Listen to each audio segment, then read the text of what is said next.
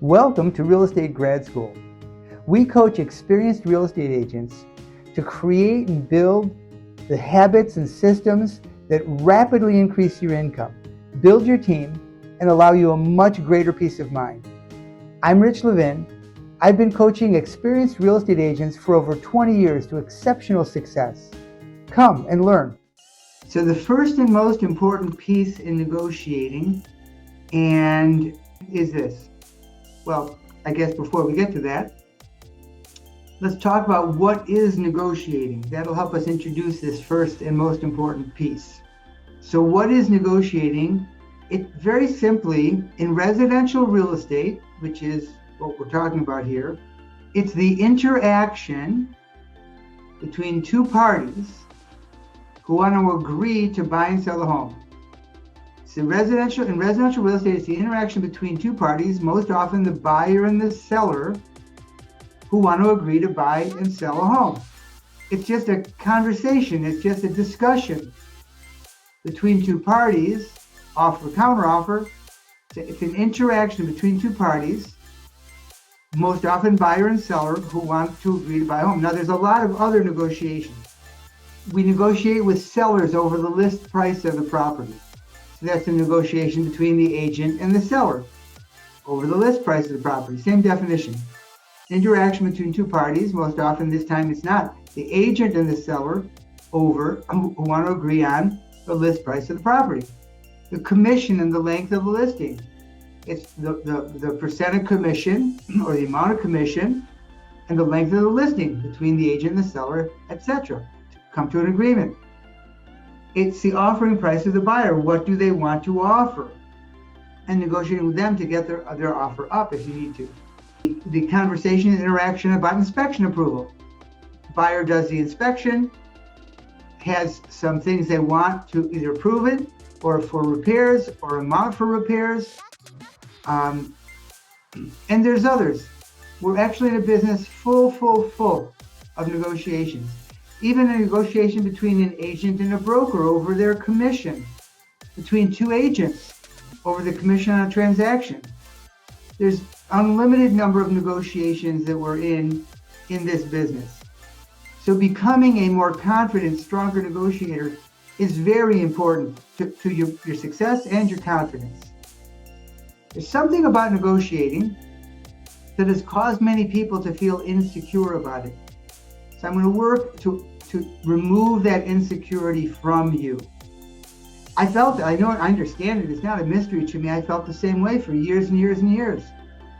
Tabu will tell you, and I got sick of it. Not sick of negotiating, sick of feeling like I was being beaten up in every negotiation. Feeling like I was didn't know what I was doing. So I started learning and working and learning and practicing and became a very strong negotiator. I've gotten paid thousands and thousands of dollars to help in specific negotiations. That happens from time to time. And anyway, here we go. So let's add this. What is negotiating? In addition to that other definition of the interaction between two parties who want to come to an agreement, let's add this. Most importantly for the agent, there's another piece to that, and I missed it. Doesn't matter. Most importantly for the agent is to discover what that something is. What do they want to agree on? Okay, it's the interaction between buyer and seller. They want to agree on something. They want to agree to transfer a home, but there's more. So most importantly for the agent is for you to discover what is that something that they want to agree on. Seems like an obvious question, but what is it? Is it to buy and sell a house? It's more than that, and that's why this is the first rule of negotiating. See, the first rule of negotiating is to find out what your client wants and find out what the other party wants.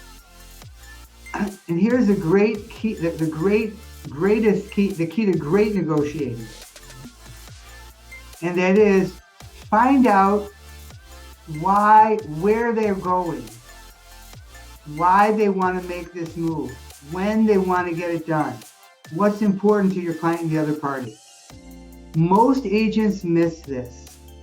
When one of you calls me, or we're on a live call, or I'm on a coaching call, and one of you begins to talk to me about a negotiation that you're involved in, and I will say to you, well, hang on a second, before we talk about the specific negotiation, why is the seller selling? And whether that's your client, the seller, or your client, the buyer, I still want to know, why is the seller selling? What is their motivation? That means you have to ask, you or client, you have to ask the other agent. So with a buyer, you want to be finding out what they want and why and when and where and what's important to them. So find out for the buyer, where do they want to buy? Where do they want to buy? Okay, they want to buy in the town of Brighton, or any particular place in Brighton, anything they want to be close to. You want to go a deeper why. Why do they want to, where do they want to buy? And why there? Any particular reason you want to be in that location? And then find out, and what do they want minimally and ideally in a house? So you get a great picture, the best picture possible of what their ideal is and what they'll settle for. And it leads them to be more clear, and when they're more clear, they're easier to buy, they're easier to lead to a decision. And why do they want to buy at this time? Why does the buyer want to buy at this particular time? Is there, what's the deadline? Ideally, when do they want to be in their new home? I would always say to buyers, always, every time, if I were the magic genie realtor and you could like rub my hand and be in your house on the ideal date, what would that date be? So I'm your genie. I want to know, you can have one wish, be in your house on time. What's that ideal time? Why do they want to buy? Sorry, that was, what would be the timing? That was the when, sorry. I've sort of messed up a few times on this webinar, but here we go anyway. I'll have to re-record it for YouTube. Why do they want to buy at this time? And why? I don't know, because we're tired of renting. And did you have a lease that's ending, or are you month to month? See, I want to know these things. And when your lease ends, will you be able to go month to month, or is it a hard deadline? Okay, it makes a big difference. If the owner has the house on the market and they have to be 60 days, they could be out. It's a different kind of motivation than if they're renting from their parents for $200 a month for as long as they want in a nice apartment or in a full house. I mean, it's like, these questions really lead to clearly the motivation and urgency. And ideally, what would be the timing? And what's most important to them about this purchase, about this whole process? What kind of experience were they looking for? Anything they want to avoid? Anything they're concerned about? See, I want to know all those things. That's why every time I work with a buyer, I said, come into the office, let's sit down for a few minutes. Or if I showed them a house first, seldom I did that, I almost always sat down first. And I want to explain to you more about the whole process of buying, but also I want to find out really what you're looking for, so I have a really good idea of it. I can help you find the right thing. And I literally never took out a buyer without sitting down and having this conversation. I'm not suggesting you do that, but I guess I would strongly suggest you do that. But I'm not going to be critical of you if you don't. But in that first purchase, after they've seen the house, after that first showing, after they've seen the house, man, whether you have to do this leaning against your car at a coffee shop, wherever it is, whatever it is, if you're not asking these questions, you're handicapping yourself both in the relationship and and in the negotiation. You want more referrals? Get closer to people. Show them that you care more about them than you do about your commission. That's with a buyer. With the seller, similar questions. Questions are still look up above. What do they want? Where do they want it? Why, when, and what's important to them. Same thing with the seller. Where are they going? If they live in the house, where are they planning to go? Well, they're going to go to Boston. Have they been to Boston before? Do they have a place there already? Do they know where in Boston they want to buy? Do they know if they're going to rent or they're going to purchase? Where are they going? And then we want to know enough about that so we really know what the obstacles are, or if there are no obstacles and they're on their way. They bought a place, they're closing in 2 months, they don't want to carry 2 houses. That's a whole different motivation than, I don't know, my son lives in Boston, so we haven't even been there yet, but that's where we're thinking of going. Man, that's not a motivation at all yet, or not much of one. And why they want to sell, typically with sellers, you don't have to say, with buyers say, why do you want to buy at this time? Because everybody wants to buy. Nearly every healthy United States resident and citizen wants to buy a house, wants to own a house. So why do they want to buy at this time? But with sellers, usually just why is you guys are thinking of selling? But you could say at this time. And ideally, what would be the timing? Same question as with the buyers. Again, if I were the Magic Genie Realtor and I could get you out of this house and into your new place, into exactly the place you want in Boston, what would be the ideal time frame? And what's important to them about this? What's important to you about the whole process? What's the most important thing that I should know about the job you want me to do for you? And just what's important, anything else that's important about the whole process, the experience. Anything that you want to avoid and anything you want to make sure happens. See, I want to ask all those questions. Okay?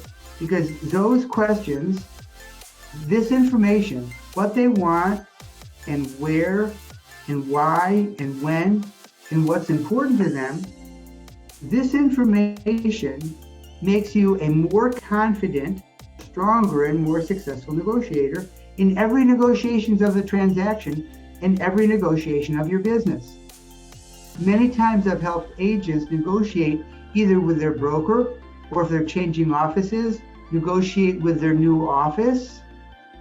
And I've given a brief ideas to the agent about how to negotiate, and I've had agents come back to me and say, I was negotiating with my broker, and man, he doesn't know anything about negotiating.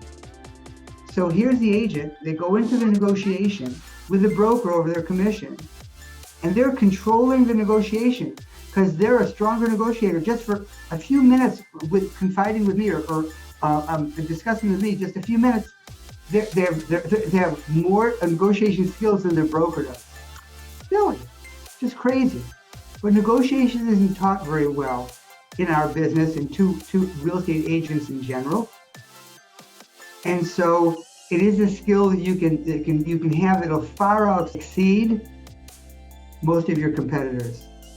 And so that I suggest you do that. Take these tips I'm going to give you over the next few days, a week or so, whatever it is, and make a note. But this first one is the very most important one, and that is get as much information, get these key pieces of information before the negotiation begins and as the negotiation proceeds. And I thought I had it on a slide. Yeah, you know what? I went over that slide a little too quickly. Let me go back to it. Negotiation starts at the first contact. So when you first talk with a buyer or seller on the phone, you ask, with a seller, let's say, so where are you guys thinking of going? Ideal time frame? First contact. These are the things you want to know. That gives you so much power and effectiveness in every conversation and every presentation you have going forward. So it seems so simple, but it's extraordinarily profound and extraordinarily important if you decide to take it on. Just click on the link below. I'd look forward to speaking with you.